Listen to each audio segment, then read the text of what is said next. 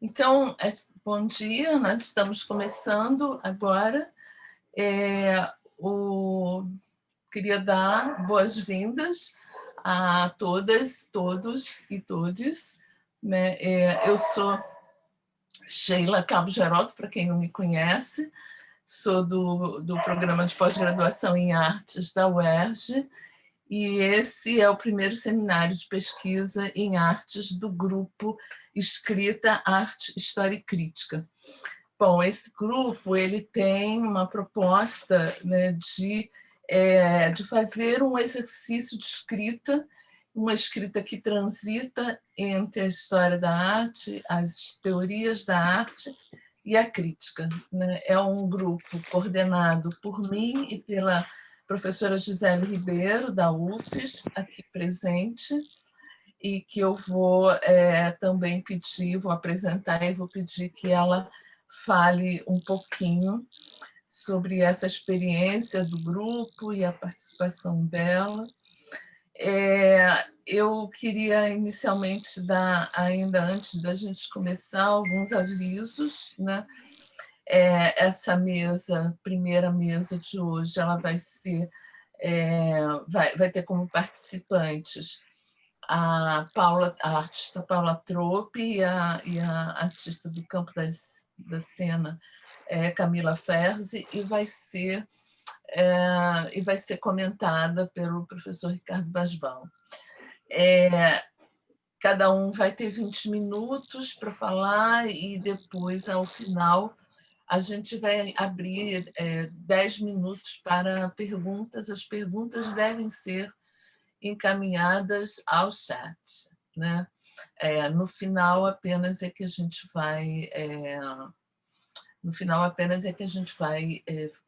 abrir essas perguntas. Então eu queria chamar para abrir, né, junto comigo esse primeiro seminário, a Gisele Ribeiro, que é artista visual, é pesquisadora e professora do Departamento de Artes Visuais da Universidade Federal do Espírito Santo. Então, Gisele, por favor, se apresente. Obrigada, Sheila. Bom, primeiro eu queria dizer que é um grande prazer estar aqui. Queria agradecer essa participação e essa parceria com a Sheila. A gente já tem essa parceria há um tempo e eu considero uma das experiências mais valiosas que eu tenho tido ao longo da minha trajetória acadêmica. Realmente poder conversar com ela durante esse tempo e pensar algumas questões que a gente tem em comum tem sido, digamos, o que eu melhor consigo juntar durante o percurso acadêmico que eu tive até hoje. E aí eu acho que esse grupo, preocupado com essa ideia de escrita, né, ele cada vez parece mais importante num momento onde a gente tem uma disputa de narrativas muito forte.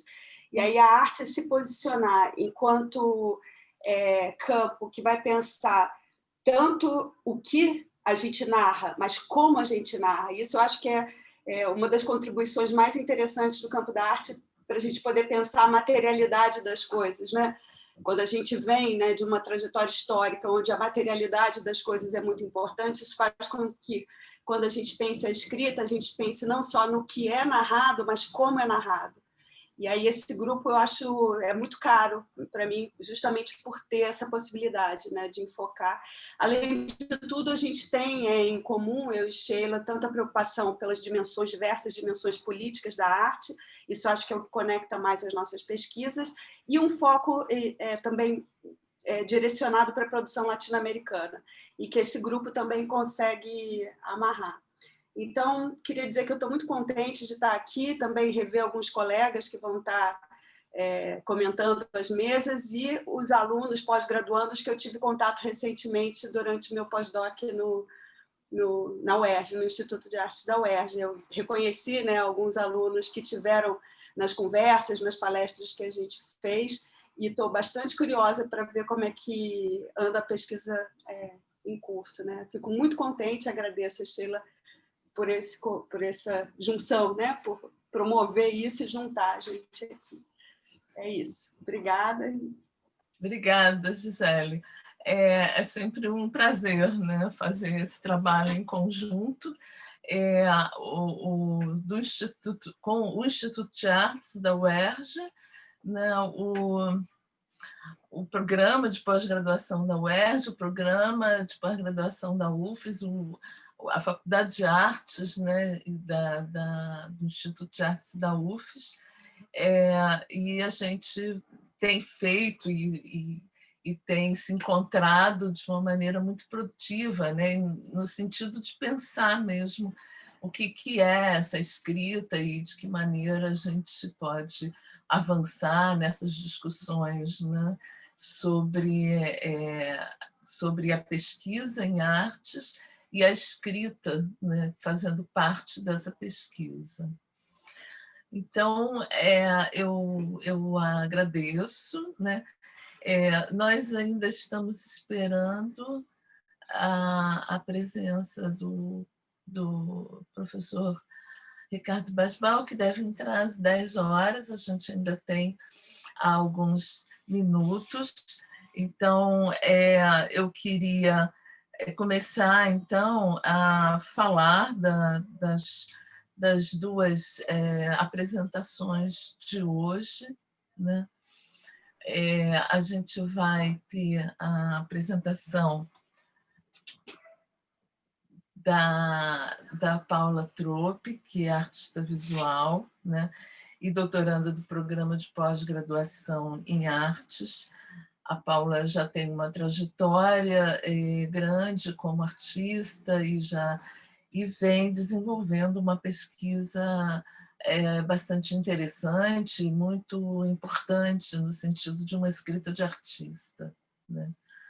Da mesma maneira, a gente vai ter a apresentação da Camila Ferzi, que é uma artista do campo das artes da cena, né, e que vem desenvolvendo, especialmente agora, né, nesse momento, uma pesquisa muito importante nessa conjuntura, né, que é a conjuntura que a gente vive, né, sob a pandemia do Covid, e a gente tem tido, né, assim, muitos problemas, eu pelo menos, e eu acho que a maioria dos pesquisadores, nós estamos tendo problemas em função, né, da dificuldade de acesso aos arquivos, a dificuldade de acesso às bibliotecas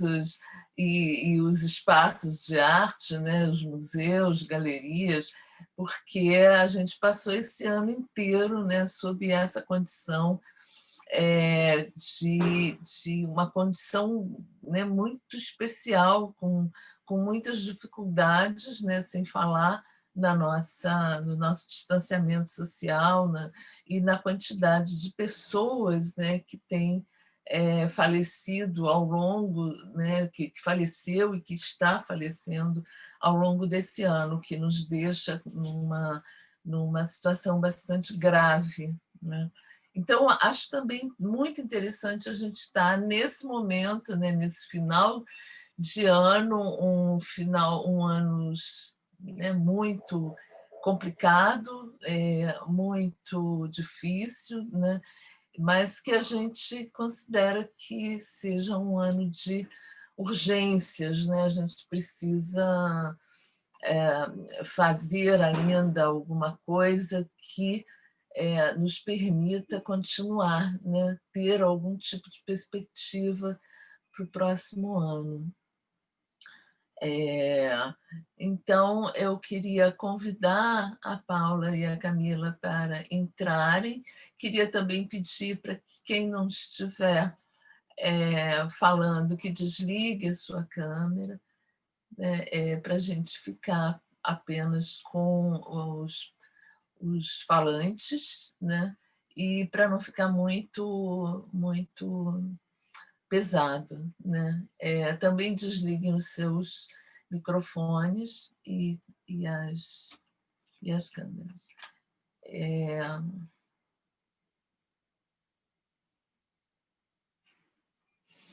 Bom, vou convidar, então, primeiro... Seria interessante se o Ricardo entrasse, eu não sei. Sheila, vamos dar 5 minutinhos, o que você acha? São 9h57? Né? Vamos esperar, porque é importante que ele vai comentar, né? Então ele precisa... A dinâmica, para quem não estava aqui desde o início, a dinâmica vai ser a seguinte: a Paula e a Camila vão ter 20 minutos para falar das suas pesquisas, cada uma, né? E depois o professor Ricardo Basbal vai ter 20 minutos para fazer uma fala em cima dessas pesquisas, e nós teremos ainda 10 minutos para perguntas que devem ser encaminhadas pelo chat. Ricardo entrando. Ricardo está entrando? Uhum. Que bom. Queria dizer que eu fiz uma apresentação muito rápida, achando que não ia dar tempo. Eu também. Eu acho que essas formas, bom dia, Ricardo, essas formas de seminário, para mim, ainda são bastante complicadas, né? Ainda não tenho tanta intimidade. Mas a gente, então, vai estar começando. A Paula, Ricardo, eu já falei um pouquinho antes sobre a dinâmica que a gente vai adotar, né? Que a Paula e a Camila vão ter 20 minutos cada uma, e você, ao final, 20 minutos, que comentaria as pesquisas e teria um espaço para fala. E depois nós teríamos 10 minutos para perguntas e comentários das pessoas que estão acompanhando. Tudo bem? Tudo bem, bom dia, oi, tudo certo? Então 20 minutos cada apresentação, e eu falo 20? É isso? Comentando as duas? Isso. Tá bom. Tá? Então, queria apresentar o Ricardo, né, que é o nosso convidado de hoje, que é artista visual, né? Desculpem. É artista visual e atualmente coordenador do programa de pós-graduação em Estudos Contemporâneos das Artes da Universidade Federal Fluminense. E a gente agradece muito a colaboração e a participação do Ricardo, gentilmente, a essa hora da manhã, muito cedo, né? Em geral, os seminários são à tarde, que estão cada vez mais cheios, né? Cada vez mais difícil achar um horário à tarde. Então, eu vou, Ricardo, passar então a palavra para a Paula Trope e depois para a Camila, né? Como eu falei, a Paula é uma artista visual, pesquisadora e doutoranda no programa de pós-graduação em artes. Paula. Obrigada, Sheila. Bom dia a todos. Obrigada, Gisele. Obrigada, Ricardo. Camila, minha companheira hoje de mesa. Que bom, Ricardo, que você pôde estar aqui com a gente. Estou bem querendo muito te ouvir depois. Bom, são 20 minutos de fala e, para não me perder, já vou até ligar aqui o cronômetro. Eu achei melhor preparar um texto para falar da minha pesquisa. Eu vou começar a ler, espero que não seja cansativo. Então, para abrir a minha fala, eu trouxe umas palavras do Nietzsche, que acho que dão um certo norte assim, para a pesquisa. Construir novamente as leis da vida e do agir, Para essa tarefa, nossas ciências da fisiologia, da medicina, da sociedade e da solidão não se acham ainda suficientemente seguras de si, e somente delas podemos extrair as pedras fundamentais para novos ideais, se não os próprios ideais mesmos. De modo que levamos uma existência provisória ou uma existência póstuma, conforme o gosto e o talento. O melhor que fazemos nesse interregno é ser o máximo possível nossos próprios régios e fundar pequenos estados experimentais. Nós somos experimentos, sejamos de bom grado. Bem, então vou falar da pesquisa aqui, que se chama Relatos, Pequenas Histórias dentro da História. É um trabalho de caráter experimental, de natureza conceitual e poética, que tem como cerne a questão da alteridade. Como introdução ao conceito de alteridade, recorremos, num primeiro momento, a uma perspectiva epistemológica da antropologia, reconhecendo o papel essencial da alteridade para esse campo teórico. O antropólogo François Lamartine, acerca da alteridade, explica que essa experiência da alteridade e a elaboração dessa experiência leva-nos a ver aquilo que nem teríamos conseguido imaginar, dada a nossa dificuldade em fixar nossa atenção no que nos é habitual, familiar, cotidiano e consideramos evidente. Aos poucos notamos que o menor dos nossos comportamentos, gestos, mímicas, posturas, reações afetivas, não tem realmente nada de natural. Começamos, então, a nos surpreender com aquilo que diz respeito a nós mesmos, a nos espiar. O conhecimento antropológico da nossa cultura passa inevitavelmente pelo conhecimento das outras culturas e devemos, especialmente, reconhecer que somos uma cultura possível entre tantas outras, mas não a única. Bem, sem pretender esgotar a complexidade desse conceito, trabalharemos no cruzamento de distintas abordagens para a concepção de alteridade, como tentativas de aproximação de campos de conhecimento que se encontram entrelaçados na experiência do trabalho. O trabalho, na experiência da arte, não sei se eu me perdi. O trabalho ainda em curso se constitui como um arquivo audiovisual, associando desenhos, colagens, fotografias e vídeos, e se fundamenta na ação participativa de jovens com idades entre 16 e 18 anos, em situação de vulnerabilidade emocional, psíquica, emocional, econômica e social, amparados por organizações governamentais em favor da infância e da adolescência no Rio de Janeiro. E é essa percepção que pode ser tomada como um estereótipo sobre os adolescentes, o ponto de ruptura e de virada que Relatos pretende examinar mais de perto, reconhecendo a força, a singularidade e a vontade de potência implicadas nas manifestações dos sujeitos envolvidos no projeto.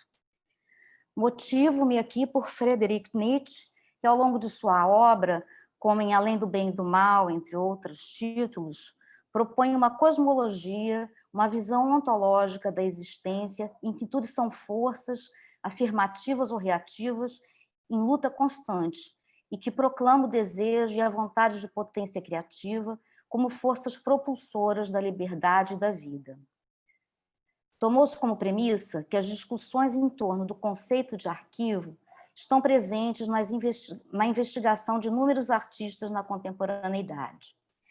A esse respeito, o teórico e crítico literário Márcio Seligman Silva, em Atualidade de Walter Benjamin e Theodor Adorno, comenta que a história como arquivo é um tema fundamental em nossa era, que já foi denominada de pós-moderna e pós-histórica, mas que, na verdade, é simplesmente uma era de arquivos e das querelas em torno deles.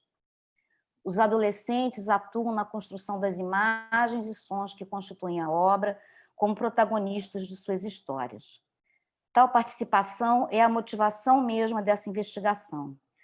Relatos, pequenas histórias dentro da história, busca estimular seus participantes a vivenciar, por meio da experiência da arte, a descoberta de si e do mundo, como exercício emancipatório na constituição de subjetividade.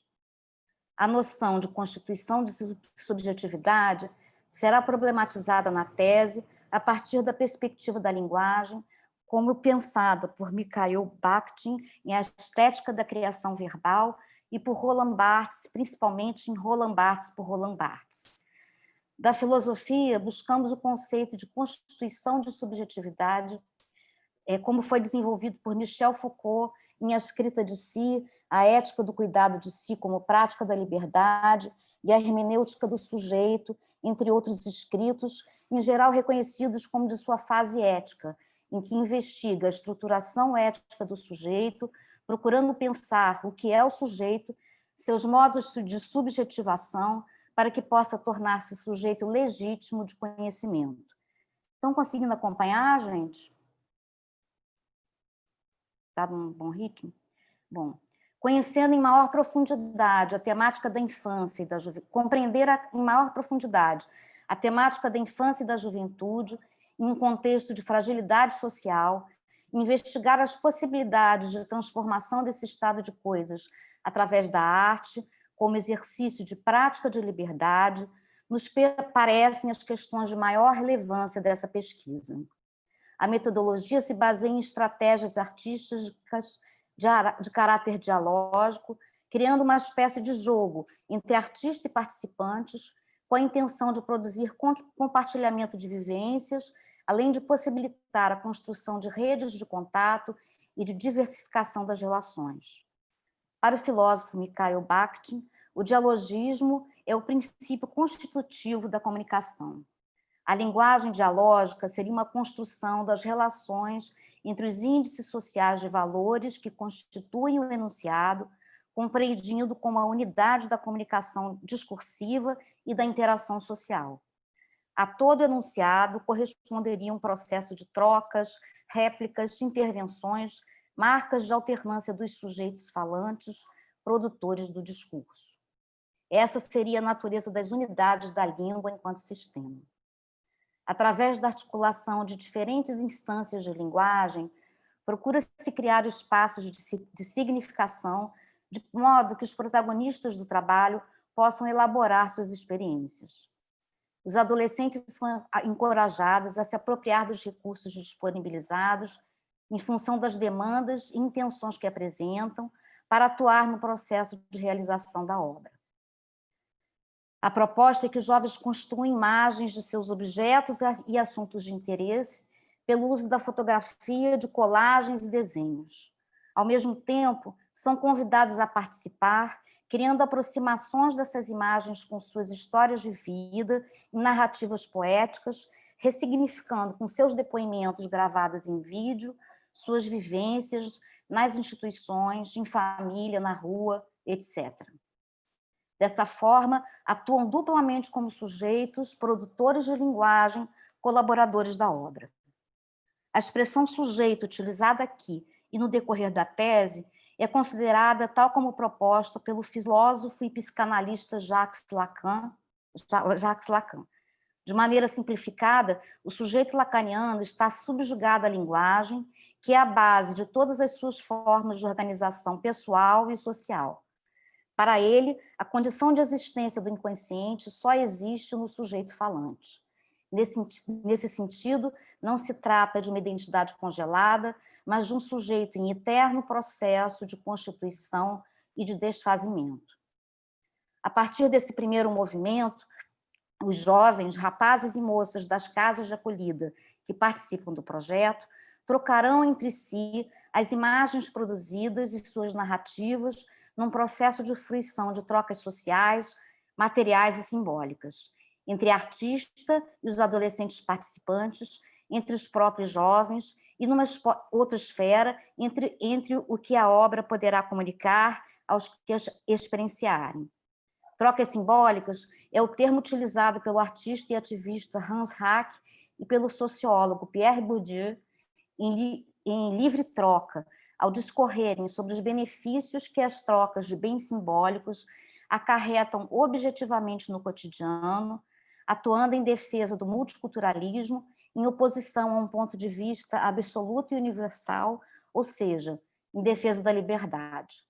Hack e Bourdieu entendem o papel não só da arte, como de outras áreas de produção do conhecimento, ciências sociais, filosofia, literatura, etc., como discursos autônomos, capazes de gerar uma reflexão crítica em sociedade, considerando toda a rede de relações econômicas, sociais e políticas em que estão inseridos. Nesse sentido, a questão da alteridade está alicerçada sobre os recursos técnicos e estratégicos que compõem a metodologia da pesquisa. Ela passa a ser também objeto de investigação na medida em que se busca analisar a efetividade do trabalho na atribuição de novos sentidos sobre o mundo, a partir da visão daqueles que são o motivo desse estudo.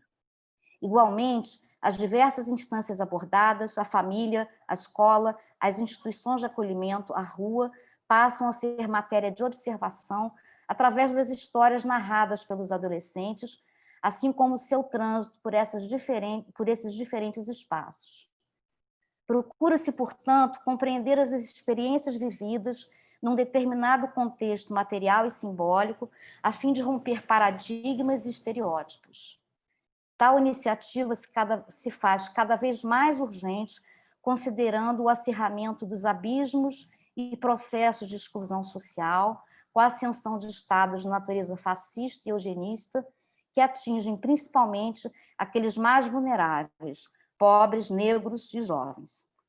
Relatos propõem ainda uma investigação do vídeo e da fotografia como sistemas simbólicos, observando suas especificidades técnicas e de linguagem na produção de sentidos.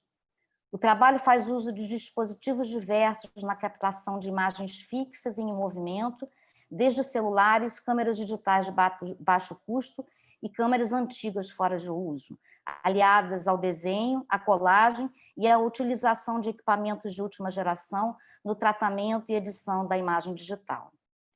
Os aparelhos sofrem alterações variadas em seus programas, de modo a produzir imagens que fujam aos padrões da boa imagem fotográfica e videográfica, dando a ver aspectos pouco vistos e pensados pelos jovens.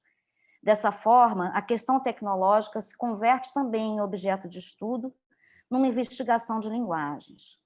Essas manipulações procuram também preservar a identidade dos participantes, assim como dos locais onde são realizadas as fotografias e vídeos. O estreitamento das ligações entre a fotografia e o vídeo no desenvolvimento do trabalho acarreta ainda discussões sobre a natureza desses meios, as vinculações e distinções entre eles. A isso, junte-se o caráter híbrido dessas realizações que se dão na fronteira entre subjetivo e realidade, íntimo e cotidiano, privado e público, ficção e documentação. Ao propor refletir sobre a juventude em situação de vulnerabilidade e seu entorno social, relata as pequenas histórias dentro da história, extrapola os campos tradicionais de atuação da arte. Nesse sentido, problematiza a discussão sobre a atitude do artista e sobre a inserção da obra no sistema de arte, na medida em que propõe, através do deslocamento de sua atuação para fora do circuito convencional, a expansão do gesto artístico e a produção de um novo sentido. Como atitude do artista, reflete a prática artística compreendida a partir da superação da noção tradicional de obra de arte na cultura ocidental, principalmente com a arte conceitual nos anos 60, quando a arte passou a ser considerada como ideia e pensamento, e que tem como referência primeiro os ready-mades de Marcel Duchamp, no início do século XX. Emprega o termo gesto em confronto com o entendimento modernista do gesto criador do artista como marca de sua singularidade e autenticidade. Ao mesmo tempo, é uma menção à noção brechtiniana de gestos. Para Brecht, interessa enfatizar, através de seu teatro, aqueles gestos que se articulam com a rede de conexões sociais que sustentam as relações entre os homens como procedimento social. O gesto social é os gestos relevantes para a sociedade, os gestos que deixam inferir conclusões sobre as circunstâncias dadas de uma determinada sociedade. Por se tratar de pesquisa que envolve seres humanos, foi necessário submetê-la aos comitês de ética da UERJ, da Secretaria Municipal de Assistência Social e Direitos Humanos e da Secretaria Municipal de Saúde, através da Plataforma Brasil. Como parte desse processo, foi preciso elaborar documentação conceitual e jurídica, por meio das quais os adolescentes, assim como seus responsáveis, são esclarecidos sobre as etapas de participação no projeto. Após a espera de 11 meses dessa submissão, depois de uma primeira negativa da parte da Secretaria Municipal de Assistência Social, recebi o deferimento para a realização da pesquisa na rede dos Centros de Atenção Psicossocial Infantil, CAPSES, vinculada à Secretaria de Saúde. E o contato com os adolescentes foi autorizado para começar a partir de março de 2020. Tal perspectiva faz parte do caráter experimental do trabalho.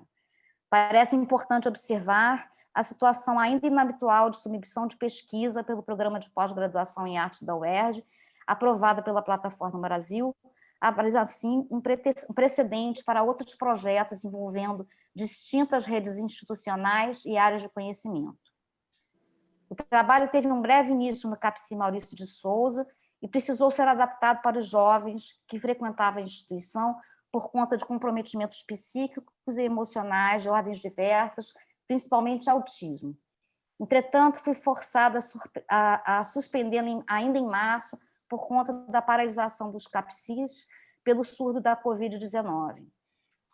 Em função dessa inesperada interrupção, reelaborei a proposta para a realização do trabalho para que pudesse acontecer virtualmente em outra rede de atenção à juventude, nas casas de acolhida da assistência social de direitos humanos, a mesma que inicialmente havia indeferido o projeto, que por isso precisou passar por novo processo de avaliação. Finalmente, depois de 8 meses de aguardo, foi emitido o parecer positivo da instituição em outubro de 2020. Eu faço essa narrativa desse percurso porque eu compreendo que toda essa dificuldade faz parte da perspectiva do trabalho de abrir novas vias assim, de atuação, né? Não foi fácil. Bem, o trabalho de campo foi retomado nas casas vivas da assistência social, que recebe moças e rapazes. Os adolescentes que se encontram em situação de acolhimento tiveram isolamento social intensificado pela pandemia. A pesquisa passou a se desenvolver de forma virtual para a proteção dos participantes em relação à crise sanitária. No curso do projeto, alguns encontros presenciais foram experimentados em momentos chaves, observadas as medidas de distanciamento social. Nesse momento, ainda embrionário, cada encontro, seja virtual ou presencial, é intenso. São momentos de reconhecimento mútuo entre mim como artista propositora, pesquisadora, os artistas pesquisadores Joana Tseco e Gabriel Martinho, artistas na pesquisa, meus assistentes e os jovens. Aproximação de linguagens, reconhecimento mútuo, afeto, confiança, alegria. A ideia é que, por intermédio da pesquisa, os jovens das casas de acolhida que recebem o projeto possam compartilhar suas imagens, histórias e experiências de vida. Já estou encerrando, gente. Os desenhos, vídeos e fotografias produzidos serão organizados numa espécie de memorial que poderá assumir diferentes formas de visualização e interatividade, como um registro poético, que é também documento. Esse conjunto, junto a texto teórico sobre o processo de realização do trabalho, comporá a tese de pesquisa e de criação para obtenção do doutorado em História e Crítica de Arte do PPGartes. A organização de uma exposição ao final do trabalho, com a edição dos vídeos e fotografias, é motivada pela possibilidade de propiciar aos jovens mais uma experiência com o projeto, oferecendo-lhes um olhar mais distanciado, ampliado e aprofundado sobre esses resultados, mesmo que provisórios, como produtos do investimento simbólico, material e afetivo que terão realizado. Assim, Relatos pretende ser como uma fissura, abertura para a vida, cristais de realidade. Faço aqui uma referência indireta a uma determinada produção imagética no domínio do documentário, que adquire o que Pascoal Bonitzer chamou de grão de real, imagens que são metamorfoses entre seus filmados e seus filmadores, entre ficção e documentação, e que, por isso, criam uma janela para o mundo. Dessa forma, Relatos se constitui como uma operação num tempo dentro do tempo, ao construir cenas pontuais na trajetória de vida de um grupo de jovens no momento e num lugar determinados. Transpostos em objeto artístico, esses acontecimentos se transformam em alegorias de uma atitude e de uma situação, espécie de ação poética em busca das pequenas histórias dentro da história. Bem, eu tinha planejado mostrar umas imagens, mas eu vi que acabou de vencer meu tempo. Então, enfim. Você acha que Espero que consegue tenha sido fazer clara. isso rapidamente? Posso sentar assim, Sheila, está aqui separado. Tá, se você fizer bem rapidinho, acho que seria... Tá, porque acho que isso vai dar mais Porque vida ao trabalho, né? você estourou o tempo. Não, Eu tinha ensaiado também trazer mais algumas falas, mas eu vou fazer tem que fazer um compartilhamento de tela aqui, né, para isso funcionar? Isso, tá, já está autorizando. Tá.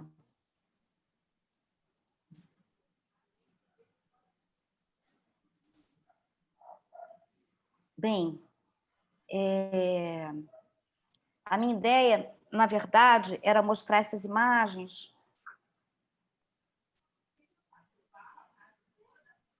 esses são desenhos produzidos na primeira instituição que a gente visitou. Eu estava com a Joana e com o Gabriel, que eu não sei se está presente aqui, e uma outra artista, Luciana.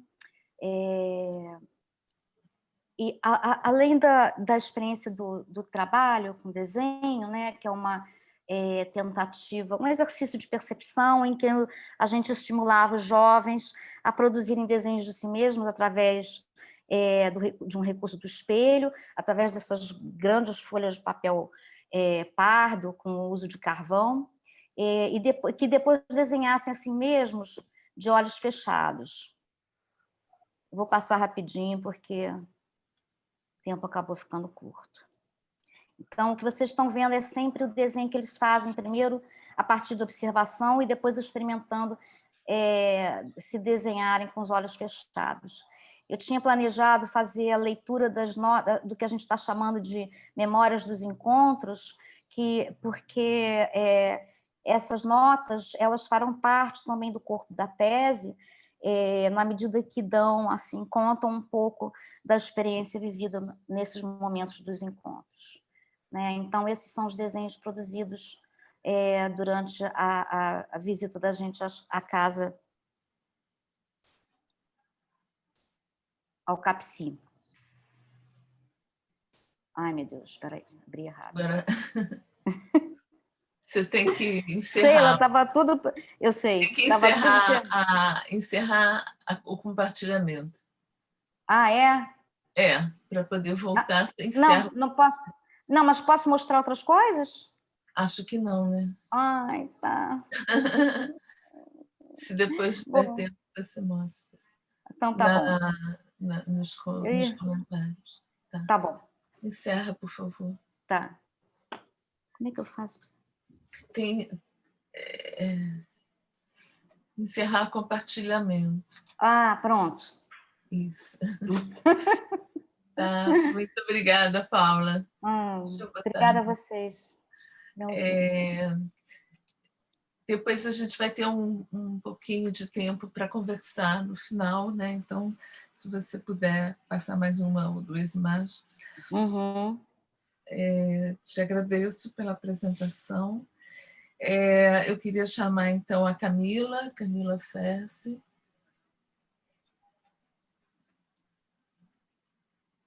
Camila. Oi, bom dia. Oi. Então, a Camila é uma artista do campo das artes da cena, né? Vem desenvolvendo um trabalho interessante agora, nesse período pandêmico, né? E é doutoranda lá do programa de pós-graduação em artes. Bom dia, Camila. Bom dia. Bom dia a todos, todas, todes. Eu vou inverter um pouco a apresentação, vou começar com um vídeo para já dar uma dispersada e encaminhá-los para os vagalumes das telas. O vídeo é um pouco grande, mas eu vou cortá-lo, tá? Vou deixar 2 minutinhos só para a gente arejar um pouco e depois a gente volta para a fala.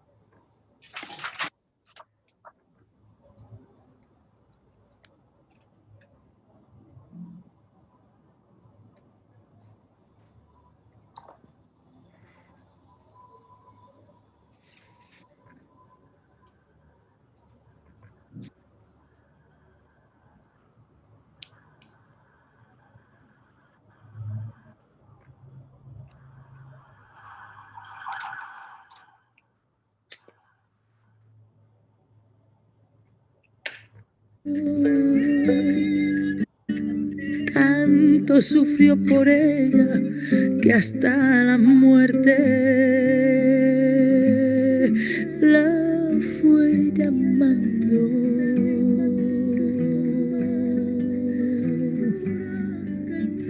Dicen que por las noches nada más se le iba en puro llorar. Dicen que no comía, que nada más le iba en puro tomar. Juran que el mismo cielo se estremecía al oír su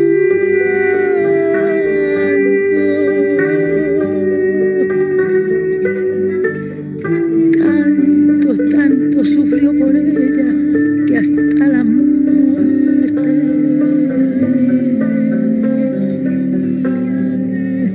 la fue llamando.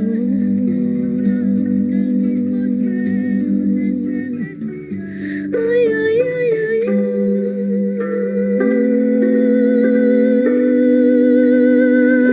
ay, cantaba. Ay, ay,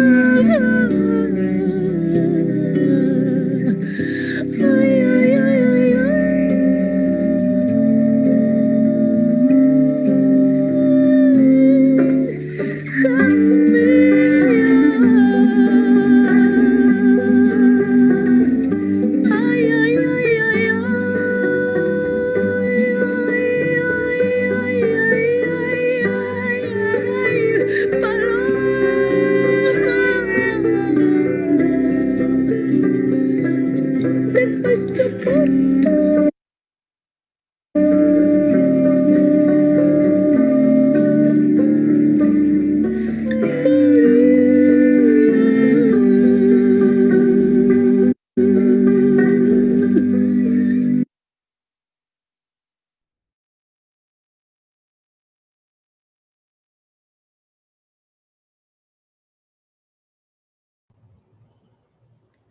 Deu tudo certo?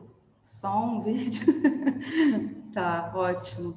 Um corte um pouco brusco, porque o vídeo não está editado, mas é só para dar uma imagem, né? E para a gente visualizar um pouco o que é essa parte que eu vou falar da minha pesquisa, que é o campo aberto. O meu foco de pesquisa são as dramaturgias contemporâneas. E a minha ideia inicial era pesquisar algum grupo específico, uma companhia específica, e esmiuçar esse pensamento do diretor, do coreógrafo, esse pensamento dramatúrgico, e de encontro aos elementos, né, que compõem a cena.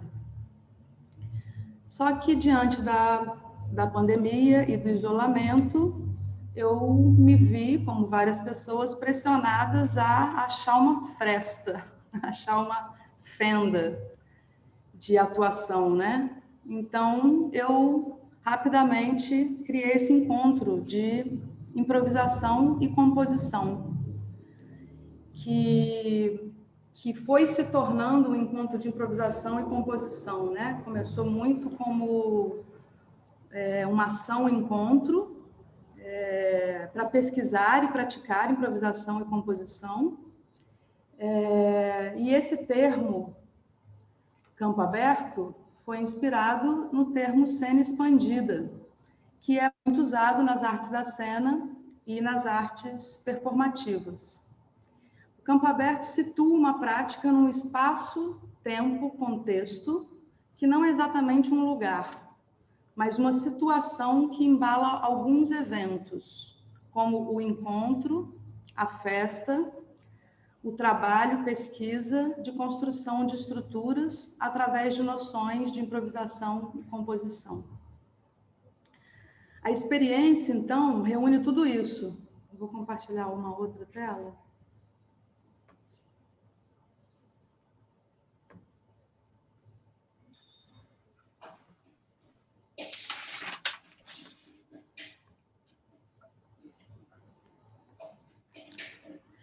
A experiência, então, de estar no campo aberto reúne tudo isso: encontro, festa, trabalho, pesquisa.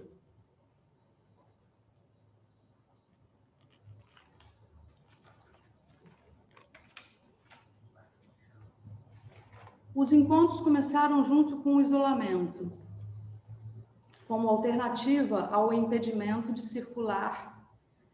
E com essa restrição, iniciei o movimento de articulação entre improvisação e composição, mediados pela câmera. Comecei a gravar os encontros e a comentar com os participantes sobre as estruturas que apareciam, posicionamentos, e como era interessante aquelas várias casas e intimidades. Então, em pouco tempo, vi que essa experiência já era dupla. Havia o dia do encontro, com foco no fazer, e na produção de cenas e danças, ecoar o movimento do outro ou se opor ao movimento do outro. E havia o dia seguinte, a experiência de assistir o vídeo, que trazia aquela memória recente do dia anterior, né? E fazia com que os participantes pudessem ver o que estava sendo produzido ao mesmo tempo do que quando eles estavam dançando, né? Porque na hora da experiência, muitas pessoas fazem a prática com o celular, então não dá para ver muita tela, são muitas telas, 20, 25, esse que eu mostrei para vocês tem 42 pessoas. Então a experiência, sem querer, a gente criou também uma experiência outra de assistir, e a partir dessa assistida, coisas vão sendo selecionadas, né? Técnicas, imagens, acontece um processo de mímese, de assistir o outro e ver alguma coisa que você gostou e trazer para outra semana.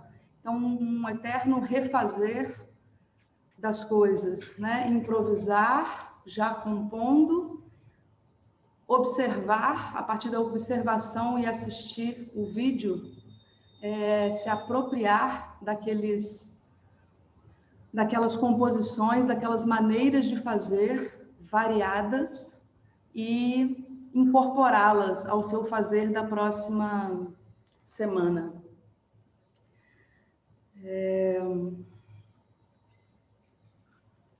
Essa prática da improvisação coloca todos os praticantes em situação de risco e atenção com aqui e agora. Aqui e agora, que no momento é pressionado pela casa, que virou escritório, estúdio, ateliê, escola e ainda não deixou de ser casa. Essa prática, além da sensação de risco e de agora, vai trazendo à tona também as maneiras que cada participante tece as relações com seu corpo, com a casa e com a câmera. Isso já é dramaturgia e composição. A casa é a cena expandida, onde convivem muitas realidades e virtualidades. Nesse processo de improvisação, eu comecei a perceber que o cotidiano e o artístico estavam se misturando. Então, as pessoas eu comecei a convidar muitas pessoas, não só da cena, né? E começaram a aparecer mães, pessoas não das artes, que estavam acabando de chegar em casa. A instrução era: ligue seu telefone, entra no Zoom, desliga seu microfone e deixa a sua casa existir. Você não precisa necessariamente dançar ou fazer uma cena. Você deixa a sua casa existir e se coloca, né? Se posiciona em relação à câmera e tá tudo certo. Então começaram a aparecer mães, crianças, pessoas chegando em casa com compras, outras pessoas que eu mostrei nesse vídeo fazendo um happy hour, bebendo em casa. E aí isso começou a rechear um pouco a discussão sobre dramaturgia, sobre cotidiano e artístico. A meu ver, aqui, o campo se coloca como espetáculo, como obra dramatúrgica. Assisti-lo do jeito que ele é, tal como ele é, sem edição alguma. E aí eu tenho várias dúvidas sobre, já tinha antes de começar o campo, sobre o nome dramaturgia, porque é muito, não dá para fugir, né, do histórico e da história da palavra, e ela é muito atrelada ao teatro. Então comecei a pensar em outros nomes, como atmosfera ou clima, narrativas, escrita, partitura, composição, estrutura, que eu acho que falam um pouco da mesma coisa, dessa relação entre os elementos que estão compondo a cena, distribuídos, organizados no espaço-tempo. Então, essa é uma encrenca que eu ainda não resolvi, mas estou colocando. E quem sabe, uma hora eu chego num lugar mais brando de discussão. Essa potência do cotidiano entrando no artístico, para mim, modificou o meu pensamento de dramaturgia, de espetáculo. Apesar de tudo, de todas as restrições que estamos tendo, de toda a impossibilidade de toque, de olhar, olho no olho, de encostar, de aglomerar, nessa alternativa que encontramos, a gente pode observar individualidades, coletividade, perto, longe, aqui e ali, e aí, dentro, fora, conhecido, desconhecido, caseiro, cênico, performático. Criou-se, então, um platô, né? Um platô onde um campo onde todos esses universos conversam, se tocam e convivem numa mesma plataforma, nesse mesmo campo, né? Para além desse quadro, né, que a gente está vendo, e que para mim já é uma dramaturgia composta de várias dramaturgias, mini dramaturgias, por isso eu uso a imagem dos vagalumes e das constelações, ainda tem outras possibilidades, porque o olho, né, quando a gente assiste, o olho recorta novamente. Então, existe um outro recorte ao assistir. Então, você vai criando linhas, figuras, associando os quadrados pelas cores, pelas roupas, pelo ritmo. E assim, novas coreografias, que eu estou chamando de pós-coreografias, vão sendo feitas e construídas a partir dessa experiência original. Então, isso são apontamentos, né, sobre os modos de fazer, essas espacialidades redefinidas, futuros possíveis na arte, na dança, e o alargamento desse conceito de espetáculo, obra cênica ou obra coreográfica. Vocês podem perceber que eu tenho um problema com os nomes, né? Então, eu coloco vários nomes porque eu não sei muito bem ainda como qual usar e fico com receio de escolher uma coisa e deixar muita coisa de fora e acabar ficando limitado, né? Sendo que a gente está falando de cena expandida e os conceitos não perdem um pouco, né? Essas fronteiras, e o espetáculo deveria também perder essas fronteiras. Para ir fechando, é uma tela bem branca, né, para dizer que aí são os possíveis futuros e desdobramentos ou dobras que já estão acontecendo a partir dessa experiência do campo, que são a composição, composição em vídeo e a pós-coreografia. Então, todos esses desdobramentos estão surgindo de parcerias que foram aprofundadas, tramadas dentro do campo aberto. Então, as composições em vídeo tem vários parceiros, mas principalmente duas artistas, que são a Gabriela Jung e a Júlia Peckman, que são artistas do vídeo, do audiovisual, e que começaram a recortar o material do campo aberto e criarem pós-coreografias. Elas não estão usando esse termo, não, eu que estou usando. A gente ainda vai discutir e debater sobre os posicionamentos, né? Cada um pode chamar do que quiser. E essa feitura, a gente já participou agora, né? No último novembro e dezembro, a coisa começou a ganhar concretude e oficialidade. Então, esses vídeos que foram produzidos por essas duas artistas já foram para alguns festivais internacionais, inclusive, de vídeo, premiados, laureados. Outra coisa que surgiu dessa experiência foram os solos e as parcerias. Eu cito do campo o solo que eu acabei de apresentar na Semana Dança Cariri, anteontem, um solo que eu chamei de Coisa, porque ele não questionando um pouco a coisa enquanto não virou nada, então ela não tem um nome, ela é coisa. Junto comigo tem a Helena Matriciano, que é uma grande artista, professora, que também fez um solo a partir das experiências do campo aberto.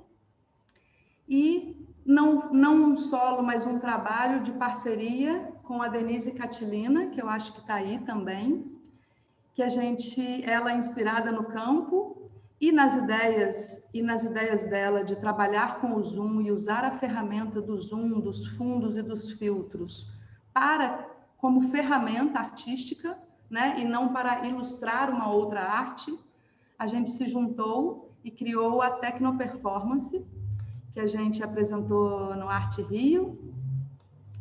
Vamos apresentar amanhã no AB Cyber, congresso, e vamos apresentar no Oi Futuro no começo do ano. E por último, para finalizar...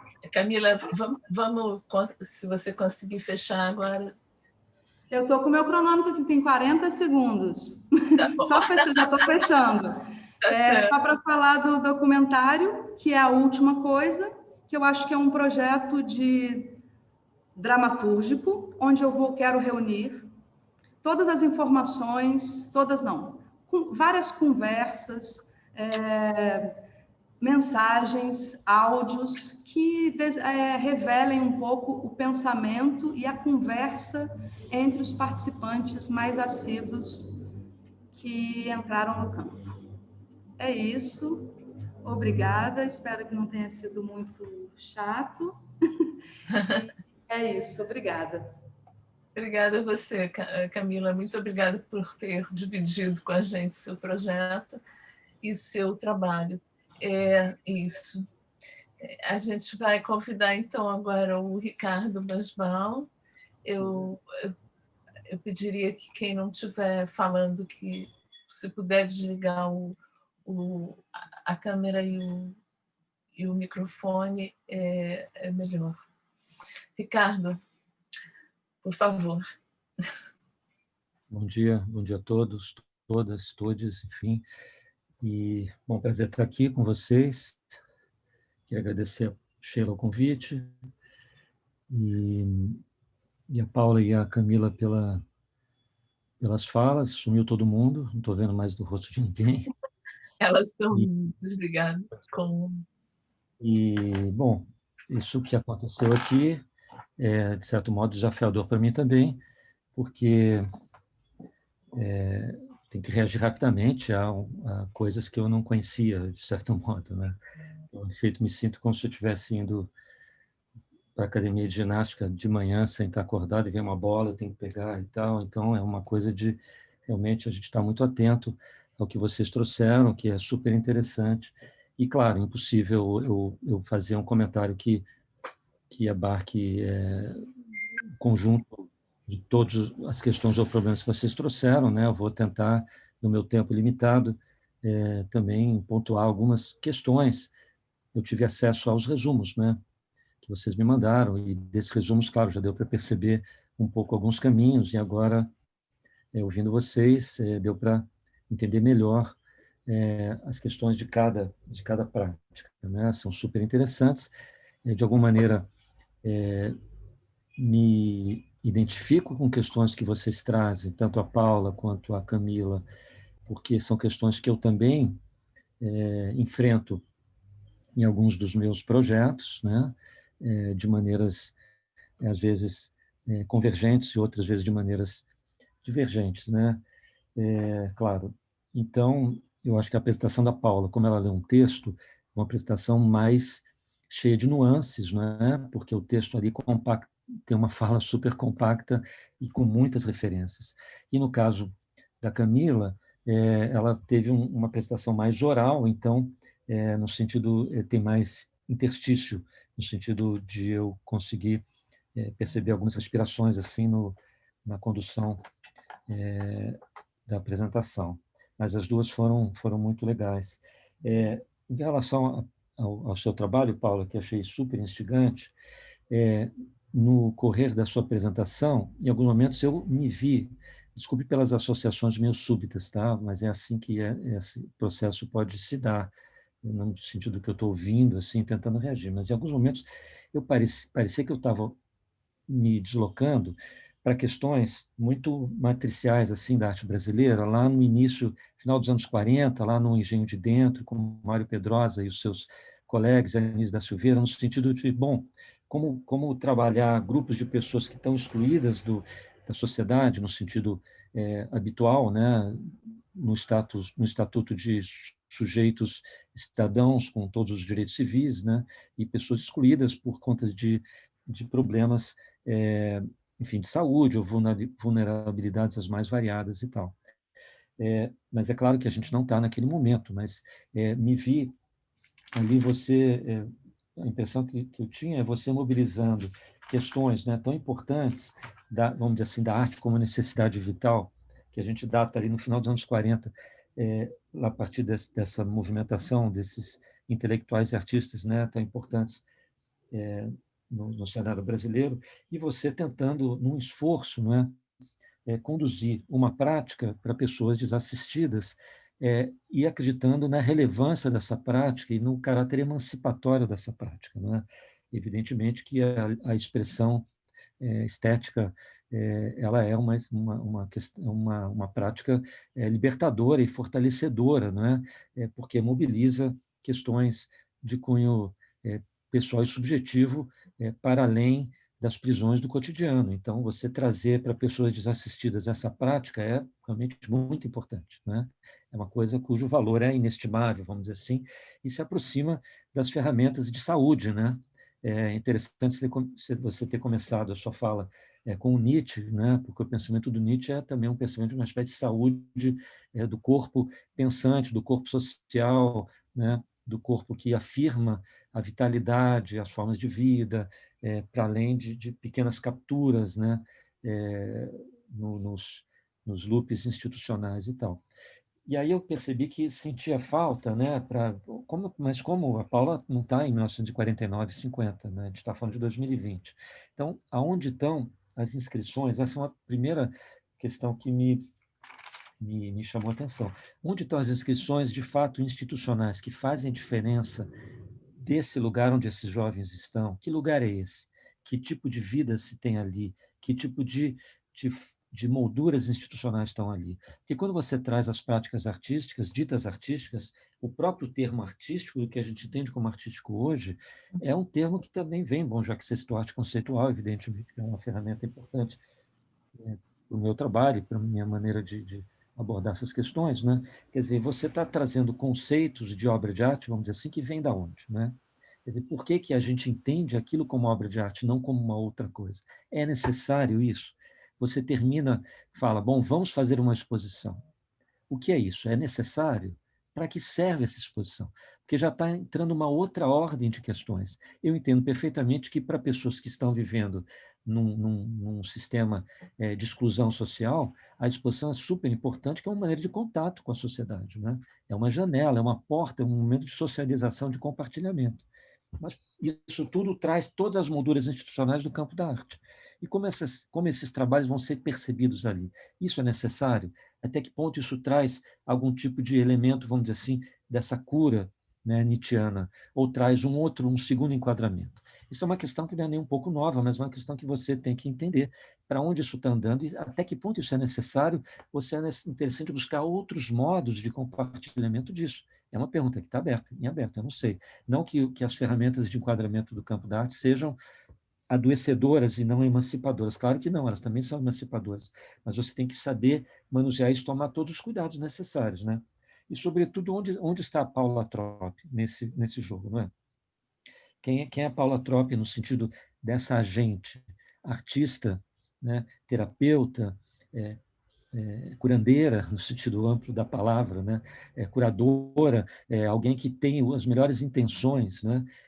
Dessa emancipação e desse jogo político de arrancar essas pessoas do isolamento, né? E essa vulnerabilidade não vai ser resolvida, evidentemente, né? Mas ela vai ser problematizada, né? E você então tem que ter muito cuidado para encontrar, para entender, porque eu não acho que é evidente onde está a questão poética desses trabalhos. Para mim não é nem um pouco evidente, né? Onde está o valor desse material. Só o fato de você produzir, jogar ali um momento produtivo, já tem uma agregação forte de valor, independente do jogo poético que a gente pode depender do mundo das práticas artísticas, né? Então, eu acho que isso é de uma complexidade muito importante de se perceber, para que esse valor que já existe apenas no fato de você providenciar, né, um outro modo de existência, né? Então, é preciso questionar hoje também até que ponto as ferramentas das práticas artísticas, das institucionalidades artísticas, agregam valores e como, ou se apenas jogam outro enquadramento que também não pode nem ser nem um pouco emancipador, vamos dizer assim, né? Então, é o tipo de cuidado que eu acho que tem que se tomar, né? Onde está a Paula, digo, como agente artista, como você se vê aí, né? Qual o seu papel? Eu acho importantíssimo você assumir que, ao lado, bom, eu vou ter que me mudar para a Camila, né? Porque o meu tempo é controlado, também estou aqui cuidando para não falar, dividir meu tempo. Mas então, terminaria com você, assim, esse seu jogo entre o low-tech e o high-tech, quer dizer, esses aparelhos de produção de imagem que essas jovens usam, e que depois você se dá o direito de pegar esse material e editar numa ilha de edição, vamos dizer assim, com todas as potencialidades da alta tecnologia, o que é isso que está entrando aí, né? Quer dizer, essa tecnopaula, vamos dizer assim, que potencializa esse material, né? Então, são cuidados a serem tomados, né? Porque nas nossas melhores intenções existem outros elementos que estão atuando juntos, né? Aí. Não é tão fácil essa transposição, não é automática, não é mecânica nem natural. Então, é preciso entender uma certa trama política aí do jogo estético institucional. Você não falou do Guattari, né? Mas o Guattari, talvez alguém que trabalhou a questão da análise institucional, que joga as institucionalidades na produção de subjetividade, talvez seja um autor a considerar. Me deslocando rapidamente aqui para o trabalho da Camila, Camila, também super interessante, né? Você abriu com esse Zoom, né, de 42 pessoas, gravado, né? Muito emocional por conta da música, né? A música nos envolve imediatamente nessa interpretação super linda dessa cantora, que unifica todas as pequenas janelas ali e nos envolve com toda a trama emocional da trilha sonora de um filme, não é? Então, de fato, fomos envolvidos imediatamente nesse filme, né, que você nos traz. Mas, então, eu acho que tem algumas questões aí parecidas com as que eu fiz para a Paula, né? Sendo que você colocou uma ênfase de uma maneira muito interessante na plataforma, né? Diante da pandemia, temos essa ferramenta das plataformas de lives, né? Ou das plataformas de encontro. E elas também são enquadramentos técnicos institucionais muito bem, com uma engenharia muito cuidadosamente realizada, né, pelas corporações que nos oferecem essas ferramentas aqui. Então, também, né, você se mover no enquadramento, na janela do Zoom, na câmera Zoom, é algo também, né, a se perceber, né? Porque uma questão que eu colocaria a você, que é uma questão que eu acho também muito cuidadosa nesses trabalhos coletivos, e sobretudo no seu, em que você, né, a partir da plataforma Zoom, exerce, o seu trabalho se alimenta de uma possibilidade frente à qual perigosamente naturalizamos, que é uma espécie de invasão de privacidade dessas câmeras, né?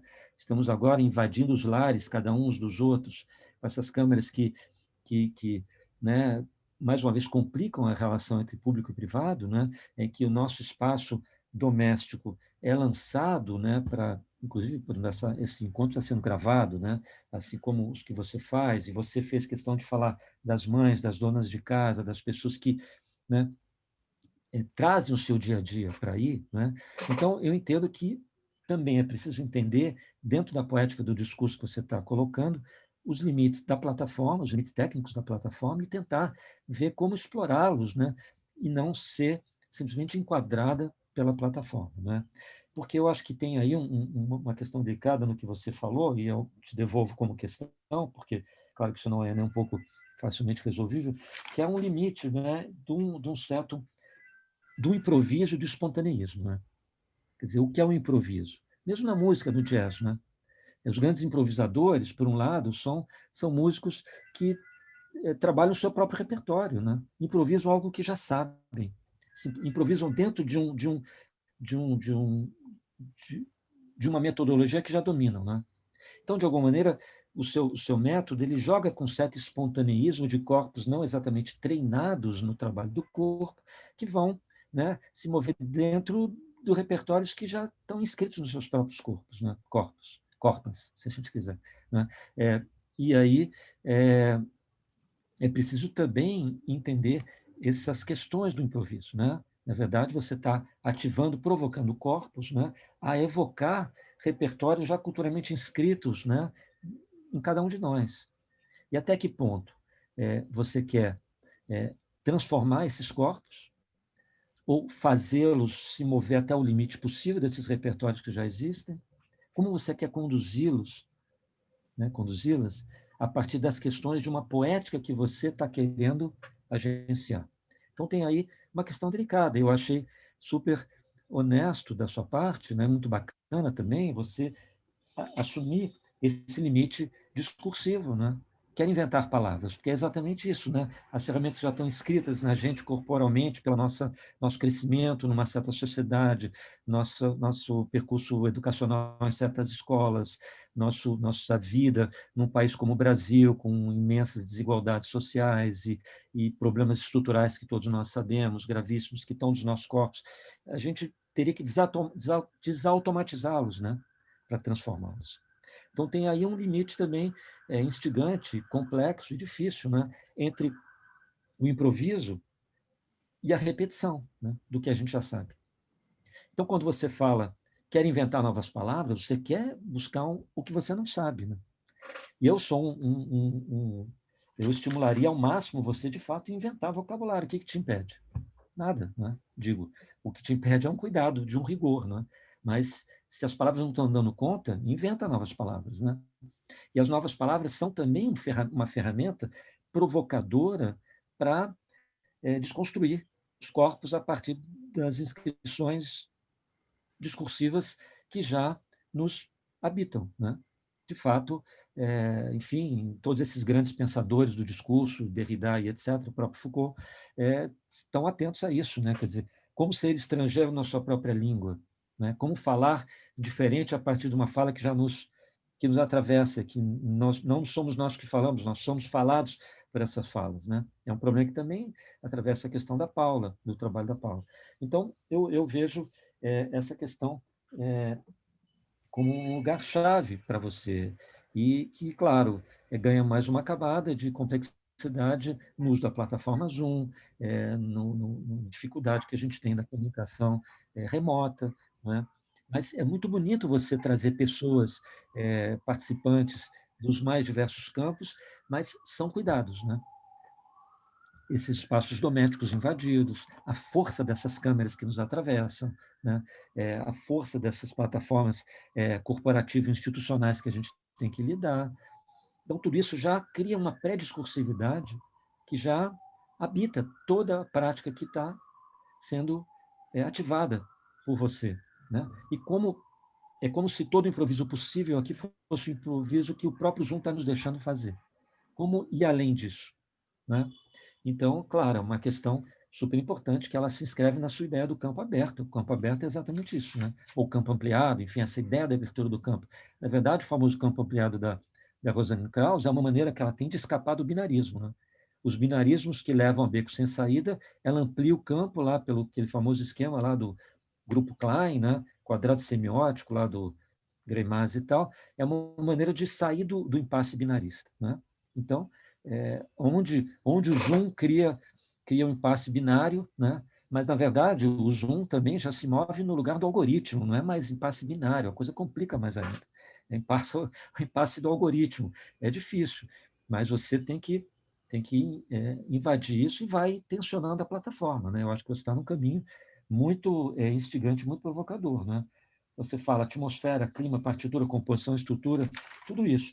E é muito bonito esse lugar que você traz, né, de juntar composição e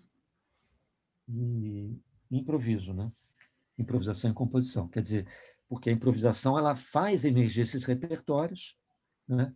E a composição te permite reorganizar isso e tensionar esses repertórios que já existem, né? Eu entendo que composição e improviso eles não estão numa convivência pacífica, estão num embate mútuo, vamos dizer assim, para você não cair nesse polo binário entre improviso e composição, que bom, eles são grandes amigos, eles ou elas, né? A improvisa, enfim, você até flexionar o número, o gênero é uma maneira de arrastar esses termos para fora do que a gente já conhece desses termos, né? A gente tem feito esse exercício hoje, né? De flexionar o gênero para renovar os termos. Então, eu acho que uma chave importante, eu entendo do que você traz, é improviso e composição serem, de fato, termos que estão mutuamente se instigando, né? Em atrito, e não numa convivência assim, numa harmonia em que se complementam um ao outro, né? De fato, você tem que tensionar um no outro. E a composição é exatamente esse lugar do seu vocabulário que você está querendo inventar, né? Nada mais é do que metodologias de trabalho, terminologias de trabalho, né? Bom, eu acho que são enfim, questões iniciais aí do que vocês trouxeram. Eu nem vi, não estava controlando o tempo direito, mas acho que está no tempo, né? Assim, Ricardo. Obrigada. Tá sim, Ricardo. Vocês, a Paula e a Camila, querem comentar, conversar, falar alguma coisa que seria interessante? Bem, na verdade, foi um desafio trazer para um tempo tão comprimido, né? E aqui, nessa nossa experiência virtual, as questões todas, as indagações todas que esse processo está nos trazendo, né? Para mim, para os jovens que estão vivenciando, para os meus companheiros artistas também que estão acompanhando o processo do trabalho, né? Eu acho super pertinente você fazer essa indagação, né? Não estamos nos anos 40, né? E como é que esse trabalho se reposiciona, né? De que maneira ele se estaria atualizando o nosso contexto hoje, né? A gente está em um outro lugar, né? E eu entendo que quando eu inicio o trabalho falando sobre a questão da alteridade, exatamente essa tentativa de problematizar esses lugares, esses espaços, através das falas dos sujeitos que habitam e transitam esses lugares, né? Então, nesse sentido, acho que o trabalho ele provoca um deslocamento, né? Para que, né, através das imagens que estão sendo produzidas, o trabalho está muito embrionário ainda. Na verdade, eu comecei tem um mês, né? O que eu mostrei para vocês é só o princípio aí de um processo, né? A gente não iniciou ainda as gravações, porque eu acho que vai ser um momento importante também, porque a ideia é que os jovens reflitam junto com a gente sobre os sentidos que eles pretenderam produzir nas imagens e dentro do contexto, né, espacial e cultural que eles habitam, né? Então, eu acho que é nesse sentido que o trabalho ele se recoloca, né? Sobre...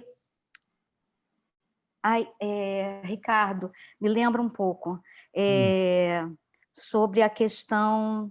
Me perdi agora. Da Paula. Não, é que eu queria te responder. Da Paula, eu falei Tecnopaula, né? Eu acho super importante, na verdade. É importante assumir isso, né? Porque você não é mais... Sim. Então, O que eu quero dizer...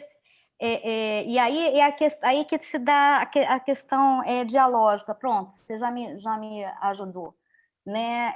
Entender que, na verdade, eu não tenho... Aliás, vim conversando com o Gabriel no último encontro que a gente teve lá com os jovens, né? Que eu não entendo o que a gente está experimentando lá, não é uma oficina para a produção de artistas, eu não tenho nem um pouco essa intenção, né? Mas mais como vê-los mobilizados, né?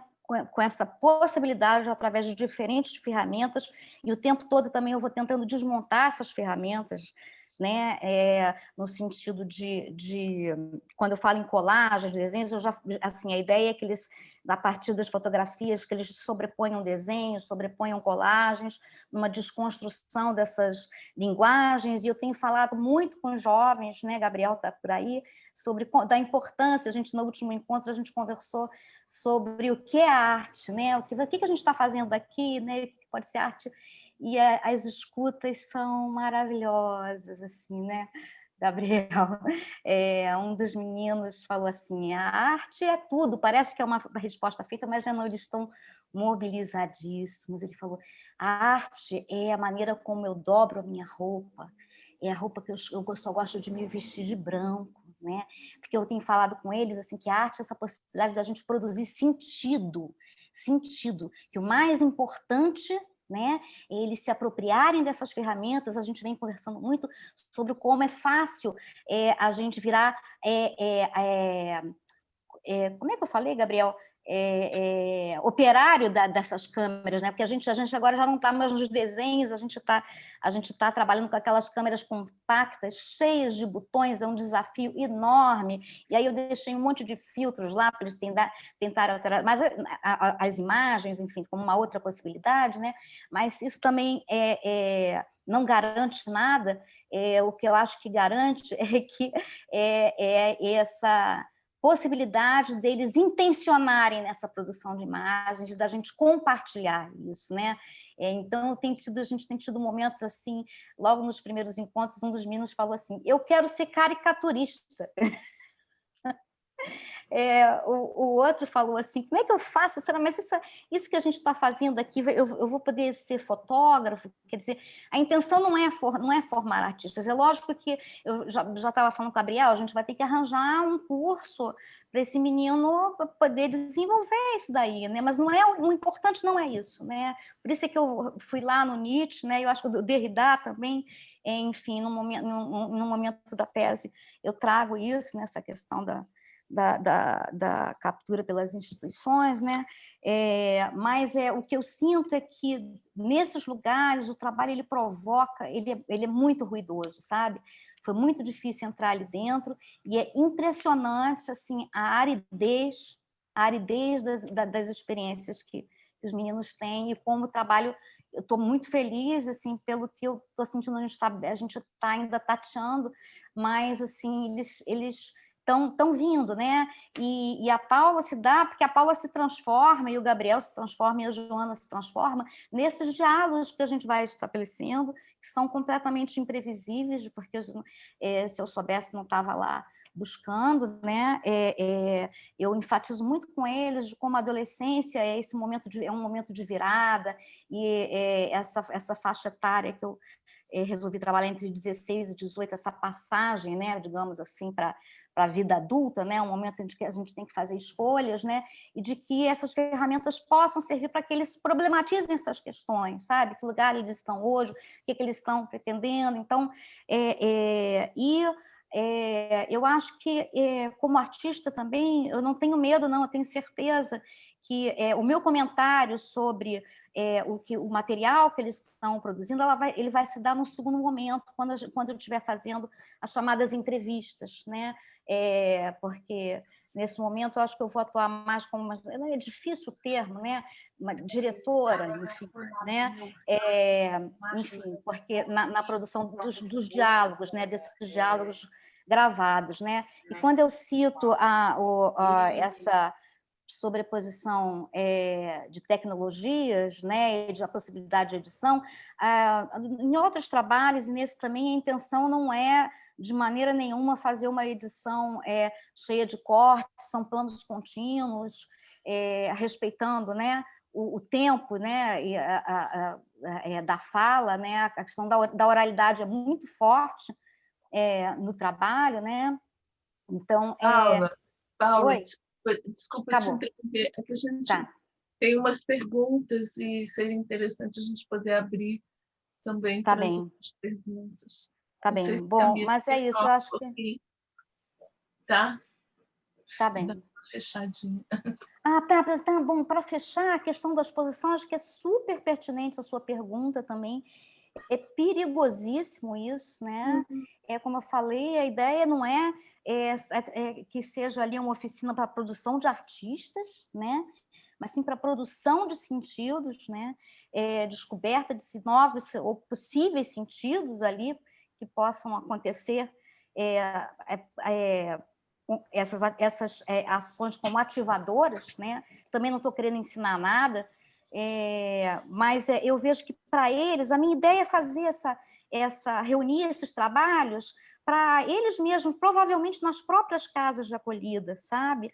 Ou então o lugar que eu estou pensando no Museu do Inconsciente, ou seja, um lugar onde, de certa maneira, eles já habitam também, sabe? Tá. Que é também Paula, a casa Paula, deles. desculpa. Paula, Tá, desculpa. tá certo, já foi. Senão a gente Acho não que eu consegui concluir a tem ideia umas perguntas, Camila, Tá. e a gente abre para as perguntas. Vou pedir para Maria Eduarda, abrir as perguntas logo em seguida, para a gente poder fechar. Vai, Tá. Camila. Eu também colocaria agradecer pelos comentários, e eu comentaria por esse lado aí que a Paula também acabou de falar das instituições. É uma coisa que eu já tinha pensado, mas não tinha parado, né? E hoje caiu forte aqui na testa a questão de essa linha, né? Qual é a linha de explorar a ferramenta e ser enquadrada por ela. É mais um comentário, não sei muito bem, mas eu acho que tem que ir na direção de subverter e tentar usá-la para falar outras coisas, né? Para chegar num discurso, usar para falar, né? Para se fazer ouvir. Isso, eu acho que é um ponto que eu tenho que pensar bem e procurar referências e falar com mais pessoas que estão fazendo isso. O segundo ponto é o embate entre a improvisação e a composição, essa luta, né, que não é harmônica, um tentando entrar no fluxo e o outro tentando dispô-los e organizá-los no espaço-tempo. Achei muito bonito isso.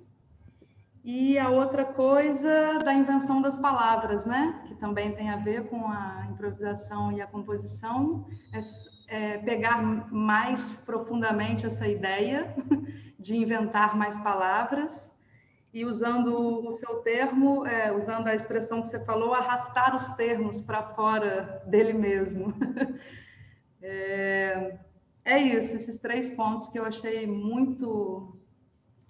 que eu vou atrás deles, que eu vou em direção. Obrigada. Duda, será que você pode abrir para a sua câmera e falar? A Maria Eduarda faz parte do grupo e está aqui junto com a gente organizando esse encontro, essa conversa que a gente chamou de seminário. Oi, gente, bom dia. Vou parabenizar rapidinho, né, que a Paula e a Camila pelas falas, comentários do professor Ricardo também, né, todos muito instigantes, e a gente teve algumas perguntas e comentários. O primeiro foi do Júnior, né, fazendo uma questão para Paula. Ele escreveu assim: imagino como seja potente quando você detecta um talento em algum ou alguma jovem, um talento, e algum ou alguma jovem te demanda por alguma continuidade de produção artística? Aí a pergunta do Júnior para Paula. Em seguida, a Gisele fez 2 comentários, um sobre a pesquisa da Paula, em que ela diz que acha muito importante pensar as práticas colaborativas hoje junto a seus enquadramentos institucionais. Acho interessante que citou não apenas a arte conceitual, eu abrangeria para os conceitualismos, mas também Hans Hack, ou seja, não dá para fugir de uma perspectiva crítica institucional e dos valores materiais e simbólicos envolvidos nas inserções institucionais, como se tivéssemos que pensar cada trânsito institucional como fronteiras tensas. E sobre a pesquisa da Camila, ela diz que, ouvindo o Ricardo, lembrou das imagens domésticas do projeto NPB, que o projeto NPB trazia quando solicitava que cada interlocutor fotografasse a sua relação com o objeto. Ali havia uma coisa provocadora. E aí, quem quiser, né, colocar mais coisas, ia pedir para colocar aqui no chat, que eu posso ler em seguida.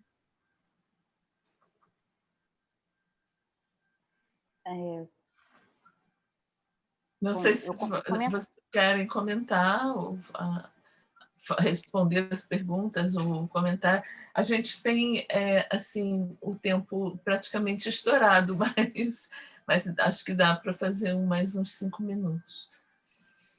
Tá, vou tentar falar rapidinho.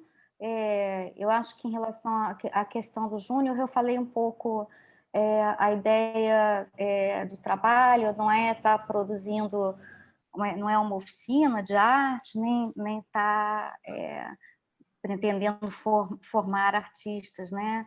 Eu me sinto comprometida assim, na medida em que um jovem apresenta uma demanda, como, por exemplo, aconteceu, né, nessas duas situações aí, né, deles se sentirem instigados e manifestarem o desejo de eventualmente dar continuidade, eu vou buscar, talvez, formas, né, mas eu vejo todos os jovens, e eu mesma, uma questão importante também, é que ao mesmo tempo que eles trabalham, eu também tenho feito os trabalhos, assim, e Gabriel e Joana também, quando eu proponho exercícios, a gente também vai fazendo junto, enfim, experimentando o que as práticas vão produzindo na gente também, sabe? Não só eles trabalham, mas a gente também. Em relação a esse... Qual o nome do rei mesmo? Como? E a rainha? Júnior.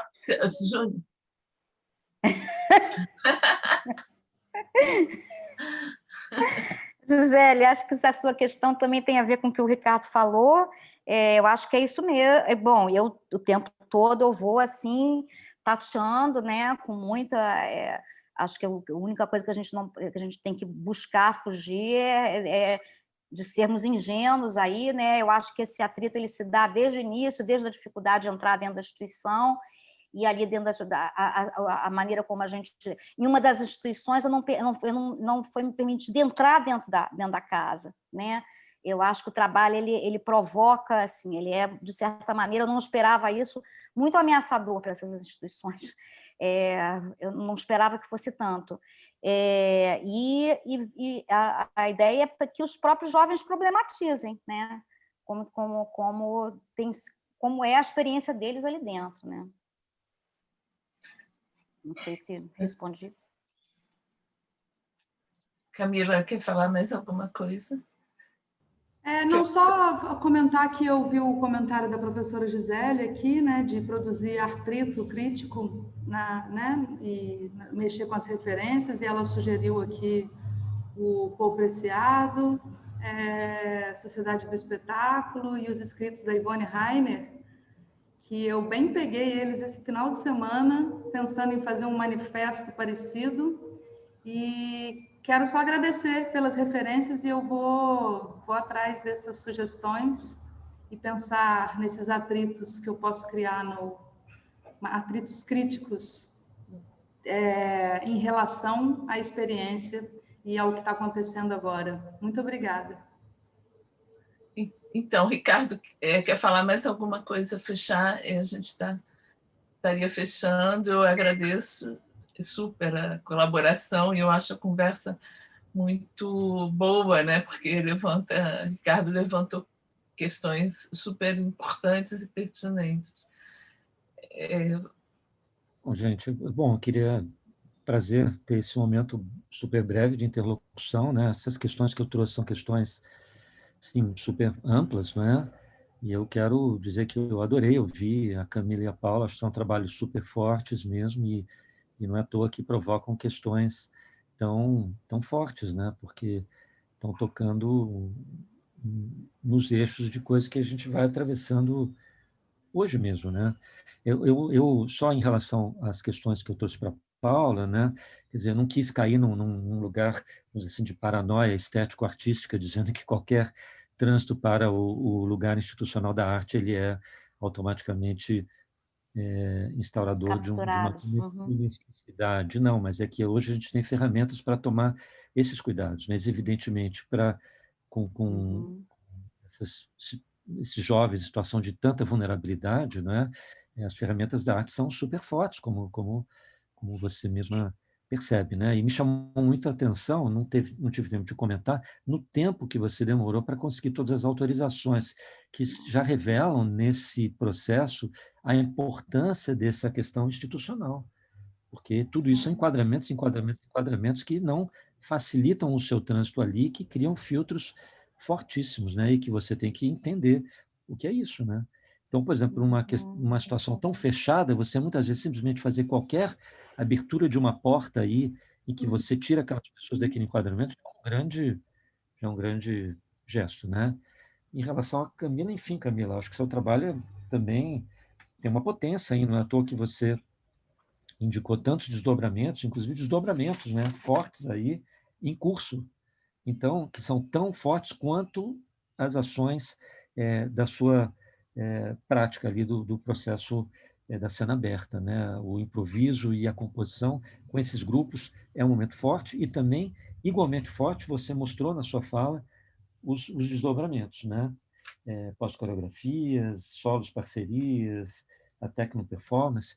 Então, você mostrou que ambos os momentos são potentes, né? Agora, eu fiquei na dúvida, né? Onde está mais a ênfase?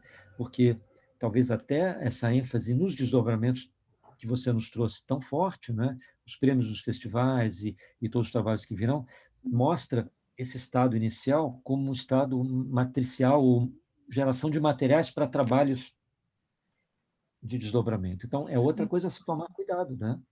É um deslocamento semelhante que a gente está vendo com a Paula. Quer dizer, então, esses encontros nas plataformas com 30, 40 pessoas, mães, crianças, jovens, são geradores de materiais para tecno-performances, para vídeos, para festivais.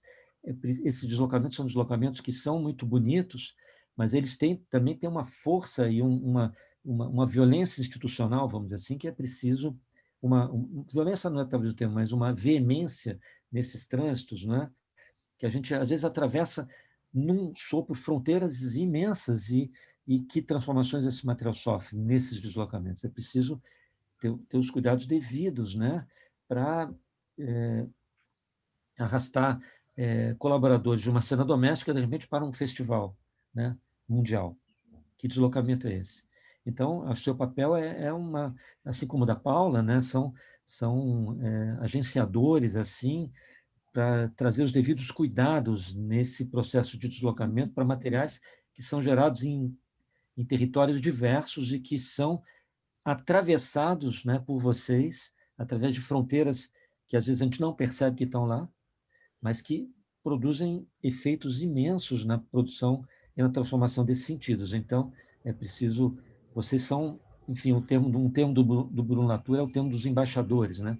Vocês estão fazendo esses deslocamentos, são embaixadores desses termos em países diferentes, territórios diferentes, né? Desses materiais. Então, preciso tomar todo cuidado. Enfim, mas é isso. Obrigado pelo encontro aí. Foi muito bom. Super obrigada. Eu adorei ver essa conversa. Gostaria de participar mais, mas acho que a gente tem sempre um tempo, né, muito restrito e aí ficam sempre coisas faltando, né, algumas observações. Só queria agradecer os comentários do Ricardo, a apresentação da Camila e da Paula, essa forma de dividir, né, os processos de pesquisa, que eu acho muito, muito interessante, de dividir assim, com o público, que hoje a gente não divide mais naquele nosso grupinho, a gente hoje, né, divide nesse grupo enorme que está nas redes. Queria convidar vocês para a segunda mesa do dia, né, com a apresentação da Cláudia Dutti e do Tadeu Ribeiro e os comentários do Luciano Vinhosa, daqui a 1 minuto, 2 minutos, digamos. Muito obrigada, vou fechar essa mesa, então. Eu queria só agradecer novamente Ricardo e Gisele, viu, Camila? Muito bom, foi muito bom vê-los. Obrigada também, um prazer. A gente vai dar um intervalo de 2 minutos por aí, tá? Só para pegar água.